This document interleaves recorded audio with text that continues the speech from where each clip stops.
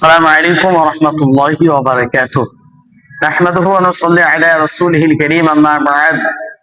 فأعوذ بالله من الشيطان الرجيم. بسم الله الرحمن الرحيم. يا أيها الذين آمنوا كتب عليكم الصيام كما كتب على الذين من قبلكم لعلكم تتقون. آمنت بالله صدق الله العظيم وصدق بلغنا رسوله النبي الكريم ونحن على ذلك من الشاهدين والشاكرين والحمد لله رب العالمين. প্রিয় শ্রোতা মণ্ডলী, আপনাদের সম্মুখে কুরআনুল কারীম থেকে আয়াতে কারিমা তেলাওয়াত করেছি। আল্লাহ রাব্বুল আলামিন বলেন, ইয়া আইয়ুহাল্লাযীনা আমানু, হে ঈমানদারগণ, কুতিবা আলাইকুমুস সিয়াম, তোমাদের উপরে রোজাকে ফরজ করা হয়েছে, কামা কুতিবা আলাল্লাযীনা মিন ক্বাবলিকুম, যেমন ভাবে তোমাদের পূর্ববর্তীদের উপরে রোজাকে ফরজ করা হয়েছিল। কেন ফরজ করা হয়েছে? লাআল্লাকুম তাত্তাকুন, যাতে তোমরা পরহেজগারি বা তাকওয়া অর্জন করতে পারো।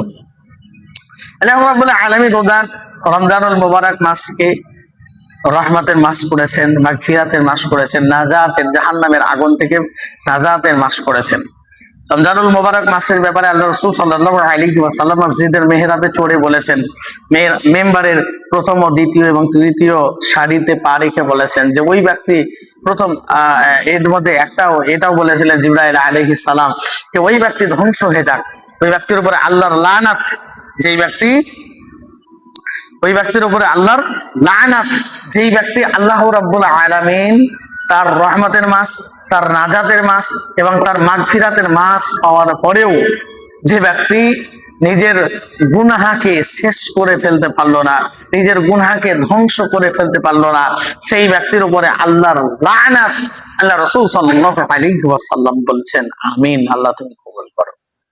অতএব রমজান মাস আমরা পেয়েছি, রমজানুল মুবারক মাস পাওয়ার পরেও এই পরবর্তী যে শাওয়াল মাস, এই শাওয়াল মাসের ব্যাপারে বলা হয়েছে যে শাওয়াল মাসে যদি তোমরা 6টি রোজা রাখতে পারো আর রমজান মাসে 1 মাস রোজা রাখো, তাহলে 36 ডেজ হচ্ছে। এদিকে 30টি রোজা রেখেছি আর এদিকে 6 দিন, মানে 36 × 10 সমান 360, অর্থাৎ 360 দিন হচ্ছে।